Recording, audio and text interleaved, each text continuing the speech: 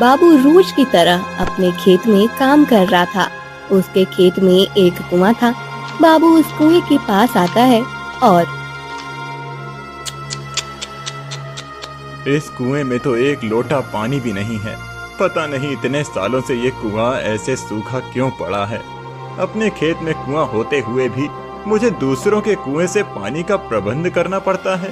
हे भगवान, अब मैं क्या करूं? एक तो फसल अच्छी नहीं आ रही है और ऊपर से ये सूखा हुआ कुआं। आज तो मैं इस कुएं को हमेशा के लिए बंद ही कर देता हूँ। इसमें मिट्टी डालकर इसकी दीवारें भी तोड़ देता हूँ। ऐसा कहकर बाबू उस कुएं में मिट्टी डालने लगता है। जैसे ही वो कुएं में मिट्टी डालता है, कुएं के अंदर से आवाज आती है, नहीं नहीं, ऐसा मत करो, इस कुएं में मिट्टी मत डालो, इसे मत बंद करो। वो आवाज सुनकर बाबू हक्का बक्का रह जाता है। वो कुएं में झांक कर देखता है, परंतु उस कुएं के अंदर कोई नहीं होता। अरे ये क्या? मैंने अभी अभी तो किसी स्त्री की आवाज सुनी थी, पर यहाँ तो कोई नहीं है। समझ नहीं आ रहा है कि वो आवाज कहाँ से आ रही थी। जाने दो, मुझे ही भ्रम हुआ होगा। ऐसा विचार करके बाबू फिर से कुएं में मिट्टी डालने लगता है। फिर से वही आवाज आती है। अब बाबू डर जाता है और अपने घर चला जाता है। उसके घर उसकी बूढ़ी माँ। अरे क्या हुआ? आज इतनी जल्दी कैसे आ गए तुम? अरे माँ, क्या बताऊं, हमारे खेत में जो कुआं है वो तो किसी काम का ही नहीं है। एक बूंद पानी नहीं होता उसमें। इसीलिए मैंने सोचा कि आज उस कुएं में मिट्टी डालकर उसे बंद ही कर देता हूँ। लेकिन जैसे ही मैंने उस कुएं में मिट्टी डालने को मिट्टी उठाई, उस कुएं से मुझे एक आवाज आई। अच्छा, कैसी आवाज? अरे माँ, कुएं के अंदर से कोई नहीं, ये कुआं मत बुझाओ, इसे मत बंद करो, ऐसा कह रहा था। क्या? ये क्या बड़बड़ा रहे हो? मैं बड़बड़ा नहीं रहा हूँ माँ, मैं सच बोल रहा हूँ। मुझे पहली बार लगा कि मुझे भ्रम हुआ है, इसीलिए मैंने दोबारा मिट्टी डालना शुरू किया तो फिर से वही आवाज आने लगी। पता नहीं क्या है उस विचित्र कुएं में। वह कुआं तो बहुत पुराना है। तुम्हारे दादाजी कहते थे कि उनके भी दादा परदादा के जमाने से भी पुराना वो कुआं है। क्या वो कुआं इतना पुराना है? हाँ बेटा, सुना तो ऐसा ही है। लेकिन माँ, क्या फायदा इतने पुराने कुएं का जब वो हमें जरूरत के समय पानी ही नहीं देता। बेकार में ही इतने बड़े कुएं के कारण खेत की जगह अड़ गई है। नहीं, मैंने तो तय किया है, मैं कल फिर एक बार उस कुएं में मिट्टी डालूंगा। बेटा, जो भी करना सोच समझ कर करना। अगले दिन बाबू फिर से एक बड़े बर्तन में मिट्टी भर लेता है और उस कुएं में डालने ही वाला होता है कि तभी, नहीं, इस कुएं को बंद मत करो, इसमें मिट्टी मत डालो। अब तो बाबू बुरी तरह से डर जाता है। वो समझ जाता है कि बार बार ऐसा भ्रम नहीं हो सकता। जरूर इस विचित्र कुएं का कोई रहस्य होगा। उसे अब खेत में काम करने में भी डर लगने लगता है। वो अपने घर वापस आने लगता है। तभी उसे रास्ते में एक साधु मिलते हैं। प्रणाम बाबा। कल्याण हो पुत्र। क्या हुआ पुत्र? ऐसे घबराते हुए कहाँ जा रहे हो? जा रहे हो नहीं, कहाँ से आ रहे हो पूछिए बाबा। मेरे खेत में विचित्र घटना घटित हुई है। विचित्र घटना? ऐसा क्या हुआ है? साधु बाबा, मेरे खेत में कुआं है। उस कुएं में सालों से पानी की एक बूंद नहीं है। इसीलिए मैंने उस कुएं को हमेशा के लिए बंद करने का विचार किया। तब उस कुएं के अंदर से विचित्र आवाजें आने लगी। कोई कह रहा था कि इस कुएं को मत बंद करो, इसमें मिट्टी मत डालो। मैं तो बहुत डर गया हूँ साधु बाबा। तो ये वही कुआं है। वही कुआं? कौन सा कुआं बाबा जी? बहुत वर्षों पहले की बात है। इतनी पुरानी कि तब शायद तुम्हारे परदादा का भी जन्म नहीं हुआ होगा। उस समय इस राज्य के महाराज थे, महाराज मेघनाथ। साधु बाबा बाबू को वर्षों पहले की एक कहानी बताना शुरू करते हैं, जिसे सुनकर बाबू का भय अब आश्चर्य में बदलने लगता है। उस समय महाराज मेघनाथ एक बड़े ही अनुशासन प्रिय राजा थे। उन्हें किसी भी चीज में गलती बर्दाश्त नहीं होती थी। उनकी एक बहुत सुंदर पत्नी थी, महारानी प्रेमलता। एक दिन, महारानी, महारानी। जी महाराज। महारानी, हम कुछ समय के लिए प्रवास पर जा रहे हैं, आप हमारे जाने की तैयारी कीजिए। महाराज, आप अकेले ही जा रहे हैं या आपके साथ कोई अन्य भी है? हम अकेले ही जा रहे हैं, परंतु आपको ये प्रश्न पूछने की क्या आवश्यकता है महारानी? नहीं, वो हर बार आप महामंत्री को साथ लेकर जाते हैं, इसलिए पूछ रही थी। अगले दिन महाराज प्रवास पर चले जाते हैं। महाराज की माँ राजमाता सुशीला को महारानी प्रेमलता अच्छी नहीं लगती थी। विवाह के कई वर्षों के बाद भी महारानी को संतान नहीं हुई थी, इसलिए वो महारानी को बांझ समझती थी। राजमाता, मैं आपके लिए भोजन लेकर आई हूँ। तुम्हें कितनी बार कहा है कि मुझे अपना मुख मत दिखाओ। तुम जैसी बांझ को अपनी पत्नी बनाकर मेरे पुत्र ने जीवन की सबसे बड़ी गलती की है। उसे मैंने कितना समझाया था कि मेरी भाई की बेटी से विवाह करो, परंतु उसके आंखों पर तुम्हारे सौंदर्य का पर्दा पड़ा था। उस समय तो वो ना कुछ देख पाया और ना मेरी बात सुन पाया। परंतु देखना, मैं अब अधिक समय तक तुम्हें उसके पास रहने नहीं दूंगी। मैं शीघ्र ही उसका दूसरा विवाह करूंगी और फिर उसे संतान की प्राप्ति होगी।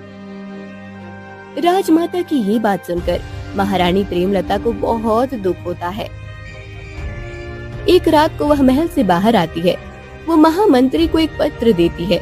राजमाता दूर से ये सब देख लेती है। ये अच्छा अवसर है, अब आने दो मेरे पुत्र को। रात के समय राज्य की महारानी राज्य के महामंत्री से मिलने जाती है। ये बात सुनकर महाराज के क्रोध का बांध टूट जाएगा और फिर जो होगा वो सब मेरे योजना के अनुसार होगा। मैं इस राज्य को निर्वंश नहीं देख सकती, फिर उसके लिए मुझे कुछ भी क्यों न करना पड़े। कुछ दिन के बाद महाराज लौट आते हैं।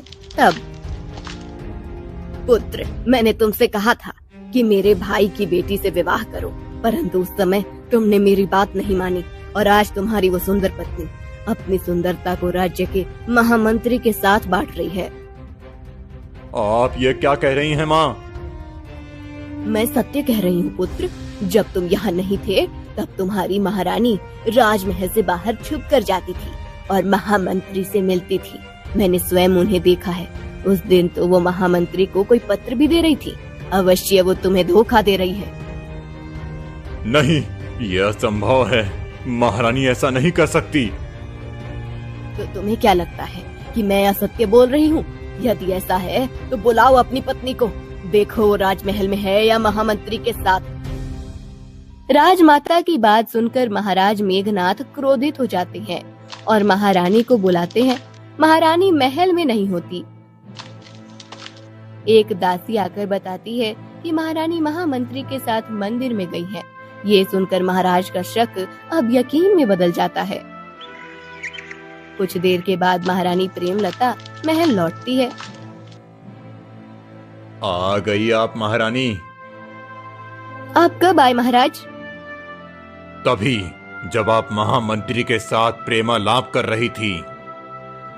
ये आप क्या कह रहे हैं महाराज? मैं और महामंत्री के साथ? हाँ, आप और महामंत्री के साथ।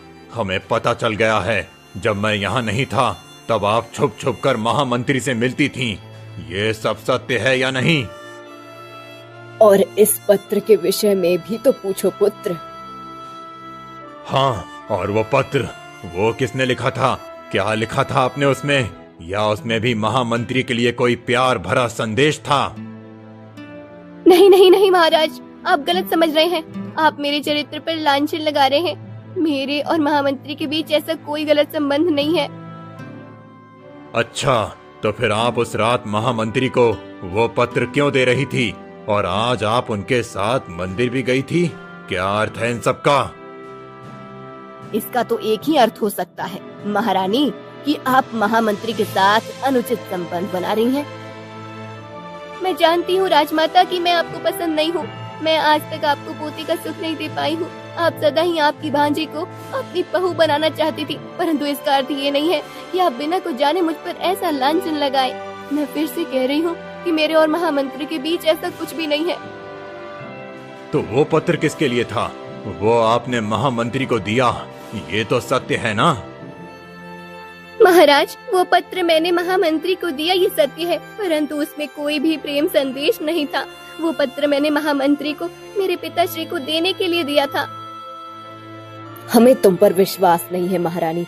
तुम एक व्यभिचारी हो। अपने ही राज्य के मंत्री के साथ तुम्हें घूमते हुए देखा गया है। पुत्र, ये एक बहुत बड़ा अपराध है। तुम्हें महारानी और महामंत्री को दंड देना चाहिए। यदि तुमने इन दोनों को ऐसे ही छोड़ दिया तो प्रजा में गलत संदेश पहुंचेगा। सबको ऐसा लगेगा कि अपराध करने के बाद भी उन्हें कोई दंड प्राप्त नहीं होता। सभी ऐसे ही व्यभिचार करने लगेंगे। राज्य में किसी को भय नहीं रहेगा और राज्य की व्यवस्था भी बिगड़ जाएगी। आप सत्य कह रही हैं माँ। मैं इन दोनों को दंड अवश्य दूंगा। आप ये बहुत गलत कर रहे हैं महाराज। मैंने कुछ भी अनुचित नहीं किया है। वो पत्र मैंने मेरे पिताश्री को दिया था, क्योंकि एक दासी से मुझे पता चला था कि राजमाता मुझे आपसे दूर करने की हर संभव कोशिश कर रही हैं। यही सब मेरे माता पिता को बताने के लिए मैंने वो पत्र भेजा था। महाराज मेघनाद को महारानी प्रेमलता की बात पर विश्वास नहीं होता है और क्रोध में आकर वो प्रेमलता को एक जगह पर जिंदा दफना देते हैं, फिर उस जगह पर कुआं बना देते हैं। तो ऐसा सब हुआ था। अच्छा, इसका अर्थ है कि वो महारानी की आत्मा थी। हाँ, फिर वो मंत्री, उसका क्या हुआ? उस मंत्री पर भी महाराज ने विष प्रयोग किया और उसे भी मार डाला। फिर राजमाता ने अपनी पसंद की लड़की से महाराज का विवाह करवा दिया। उन्हें संतान हुई और उनका वंश आगे बढ़ा। ये सब तो समझ आ गया मुझे बाबा, परंतु अब महारानी की वो आत्मा मुझे परेशान क्यों कर रही है? मुझे वो कुआं बंद क्यों नहीं करने दे रही है?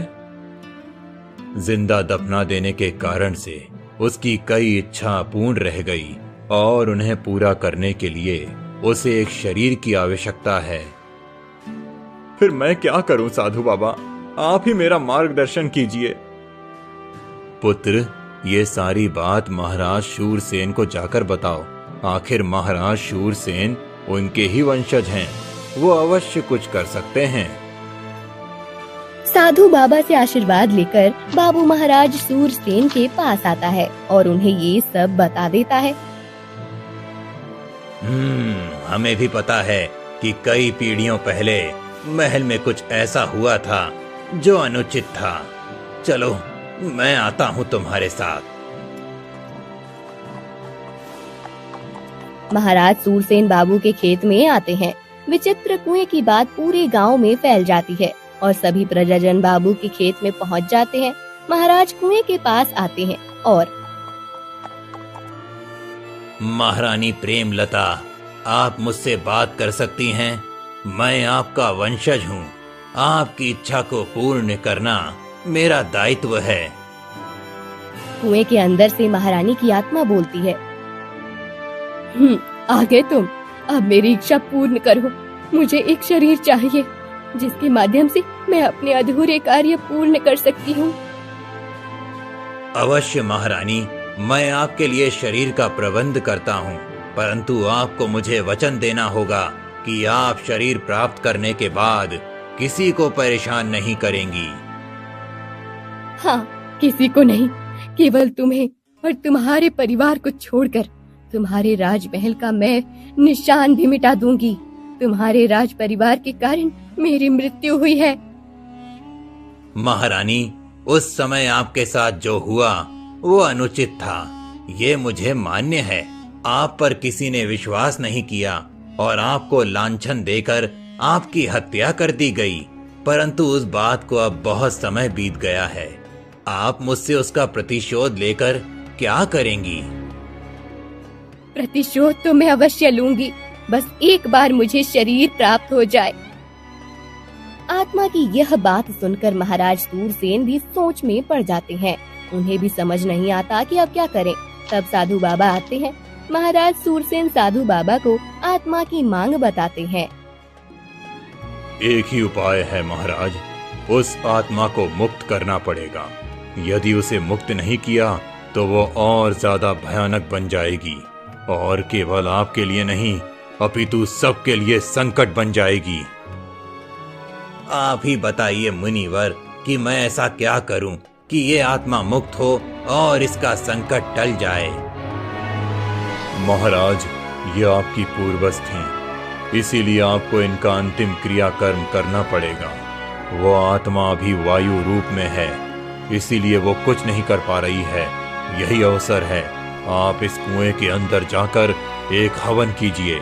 उस हवन के करते ही महारानी की आत्मा मुक्त हो जाएगी और फिर कभी आपको तंग नहीं करेगी। साधु बाबा की बात सुनकर महाराज सूरसेन डरते हुए कुएं के अंदर जाते हैं और वहां आत्मा मुक्ति हवन करते हैं। उस हवन के संपन्न होते ही महारानी की आत्मा मुक्त होती है और स्त्री के आकार का धुआं कुएं के बाहर जाकर आसमान में खो जाता है। महाराज, अब वो आत्मा मुक्त हो गई है, अब किसी को भी कोई भय नहीं है। सभी अपने अपने घर चले जाते हैं। वो विचित्र कुआं मुक्त हो जाता है और उसमें पानी भर जाता है। कुएं में इतना पानी होता है कि वो फिर से कभी खत्म नहीं होता। सभी लोग विचित्र कुएं की बात को याद करके उसके किस्से सुनाने लगते हैं।